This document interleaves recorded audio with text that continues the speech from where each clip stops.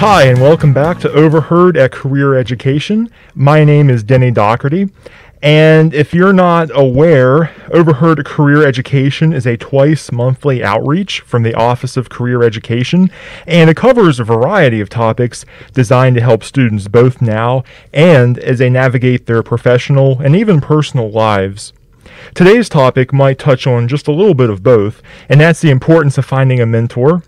Now, I'm flying solo again today, but I decided what to do is to discuss a mentor of mine, someone that, for my first semester of college and even into my professional life, someone who is also a higher education employee. And I just want to talk to you about not only a few of the ways I have for you that a mentor can help you, but also to give you examples of how this individual has helped me in all of those areas. Now, I'm not going to give his actual name. I don't know if he'd want to be mentioned on a podcast or not. So we'll call him Doug, but Doug is not his actual name. So, so Doug, if you're listening, thank you. But anyway, what are some of the things that a mentor can add to your life? Item number one is you can learn from their mistakes.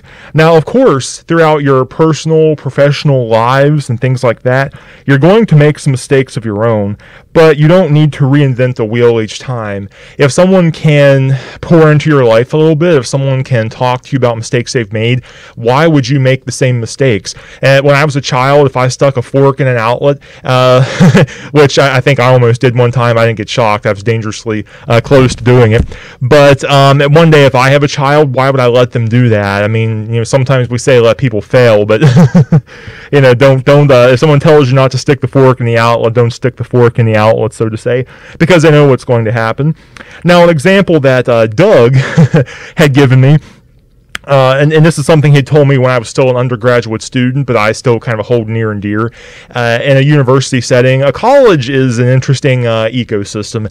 People tend to know one another, and even though Doug was I would say a very good professional on this campus, something he had told me about was that he had dated someone on campus, and they had got to know a lot of his personal baggage. I think he'd even used the phrase his dirty laundry, and after they had broken up, this individual had spread a lot of dirty laundry about Doug. So that was some helpful advice right there. Everything from be careful what you tell people to be careful dating a coworker. And I think it was really meaningful advice for me too, because despite how wonderful of a professional you might be, making a misstep like that, something that could have a very detrimental effect on your professional life. Now, number two, you can also learn from their success. If you can learn from their mistakes, you can also learn from their success. If someone is a mentor to you, there's obviously some aspect of them that you hope to emulate, or there should be. Otherwise, why would they be a mentor? There's something you see in them, some aspect you see in them that resembles something you hope to be one day. Otherwise, why would you even consider them a mentor? So they can let you know how they got to where they are. They can give you strategies for doing the same, and hopefully even exceeding that and going even further. Now, I'd mentioned a misstep that Doug had told me about one time, but Doug was also very well liked and popular with students and other staff members on campus. So generally all around well liked, easy to get along with, easy to talk to, and I think was very adept at building bridges, and that's something I have tried to emulate in my time here at Marshall. Of course, I'm going on 5 years of being here, and I've been very lucky. I've been able to make a lot of connections, and working on a campus, the more connections you have, just the easier your life is, even if it's not a connection you ever thought you'd need, even if it's someone maybe from a department you never thought that you would need to work with. Just the more connections you have, the better. And that's something that's, I think, not only enabled me to do my job better, but it's also something that just makes work just that much more rewarding and that much more fun. So it's a win-win-win all around. I really can't really think of a negative or a drawback to having too many connections on campus. So that's something I know he kind of modeled early on, and that's something I've tried to replicate in my own career in higher education. Now, number three, mentors can offer personal encouragement. So aside from helping you aspire in your career, they can often connect with you on a personal level. So if you're having a rough day, a rough week, or a rough just overall season, I joked previously, if your life is like the Friends song, if it's not been your day, your week, your month, your year, a mentor is someone that can help you get through that. Now, not every person you consider to be a mentor can necessarily connect with you on that personal level. Some might be more of a professional mentor, but if you find someone you can trust on a personal level, they can often offer you some really great advice. And I know that's something that Doug had done for me as well, because starting college, everything from not knowing what I wanted to do, not knowing where life was headed, feeling uncertain about things on campus. Am I even fitting in on campus? Why am I doing this? What are some things I should do before graduation? Why is my career path what it is? And just little things here and there, are things that pieces of advice that Doug had given me. And honestly, it's probably one of the first people that actually ever made me want to work in higher education, now that I think about it. Because when I started college, I was declared to be a nursing major. That was the career path I wanted, and that was that was a poor decision on my part. It's not something I chose to pursue, and we'll probably delve into that in later podcasts. So I don't want to go into that too much today. But as much as I am a helper, I don't think it was a fit for me. And I think honestly, some hard questions and some words of advice that Doug threw out might be actually some of the first pieces of advice or first pieces of wisdom that maybe caused me to turn away from nursing, now that I think about it. Number 4, mentors can point out things that we are blind to, and they should.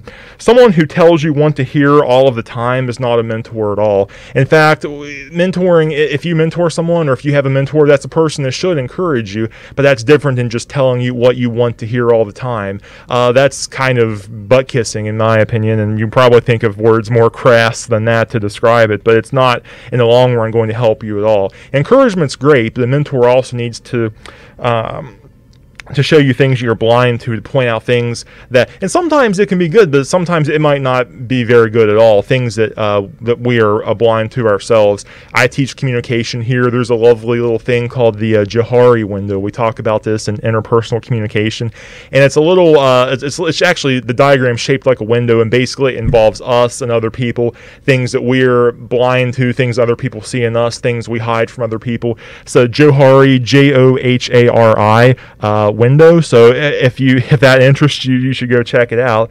But that being said, there is an aspect of that Daugherty window that talks about things about ourselves we're blind to, that we don't see, but they're fairly obvious to other people, and a mentor can help you with that as well. And I know that was something not only as I was an undergraduate, but also as I launched a career in education.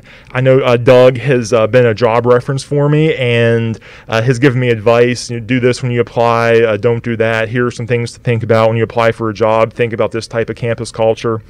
But also, he gave me advice on things like you need to market yourself more. I'm pretty sure he looked at early resumes and said, no, you need to boast about your accomplishments a little bit more. And even if boast isn't a word, you need to at least market yourself a little bit more strongly. And also, I mean, during the process, he'd also point out things like, you're really good at this. When we did this event, because I'd helped him with some event planning very early on in my college career. At this event, I really liked how you did X, or just thank you for being supportive during that event. I actually had a job on campus, and he was my supervisor for a little while, and just little things about work, and he'd point out maybe something I had done well, and I still remember that. So mentors can point out things that we're blind to. So just a recap before we give number 5, because I do teach here at Marshall. Teachers like to repeat themselves, so I'm going to go ahead and just give you a rundown of 1 through 4 before I break out number 5. Mentors can allow you to learn from their mistakes. Mentors can allow you to learn from their success. Mentors can offer personal encouragement. And mentors can point out things that we are blind to ourselves. Now, number 5, a career mentor can also provide you with contacts and or specific insight for navigating your field in ways other people cannot. Now, me, even if you got to know me and I provided encouragement from time to time, if you were going to maybe be working in healthcare, I don't know how helpful I'd be for that. I'd probably have some tips. I mean, heck, I work in career ed. I could probably give you some tips. But having a career mentor who also is in the healthcare field would probably be a very good thing for you to take advantage of.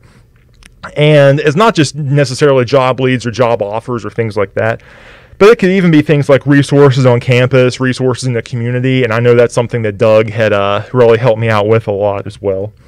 So another great mentor, this is, well, or rather advantage of having a mentor, and this one's a freebie. This one's like a bonus because I already gave you 5. Mentors almost always are free.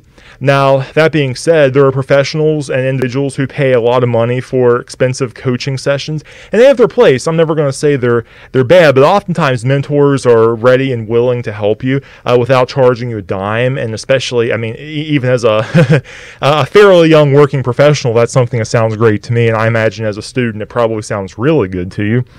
And it's also important to point out that the mentor-mentee relationship, it's mutually beneficial. Mentees aren't and mentees, they're not the things we stick in Diet Coke. Those are Mentos. So we have mentors, mentees, and Mentos. Mentos go in Diet Coke, but mentors and mentees go together. But anyway,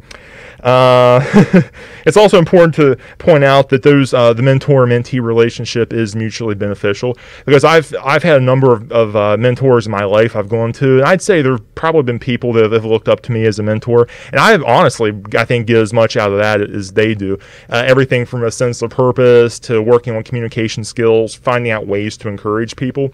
It's very rewarding if you approach a mentor and say, hey, will you even be as bold as will you mentor me? Sometimes it's a little bit more organic than that, and it's someone you get to know over a period of time. But I don't really think there's a rule against just going up and being as bold as saying, hey, will you be my mentor? Most people would probably be honored, and almost always I think people would happily go along with that, usually unless scheduling or some other conflict really prevented them from doing so. The average person is not just going to shoot that down for no reason. So, plus, if you've identified them as a possible mentor, odds are there's a connection there anyway. So I think they're even less likely to say no. So definitely don't be afraid to approach someone and ask them about that. So anyway, this has been today's edition of OverHERD at Career Education. Again, I'm Denny Daugherty, and I work in the Office of Career Education. So hopefully this has been some food for thought about locating a mentor. If this is something you've not done yet or haven't really given thought to, I would encourage you to think about it and to do it. And of course, my contact information, it's all on our website. I would encourage you to check out our website at any time. If you ever want to talk about this topic or any of the other topics of our podcast, of our virtual outreaches, please feel free to get a hold of me anytime. Of course, it's worth pointing out too, we have a YouTube channel that's up and going now, and if you're listening to the podcast, there's a good chance you found that, because it's at least at this time that's where we're putting the podcast. But definitely look around on YouTube, check out more of our great content, get a hold of me anytime you have questions, comments, ideas for podcasts, ideas for Career Ed Live, which is our other really great virtual outreach, and I hope to see you back here next time.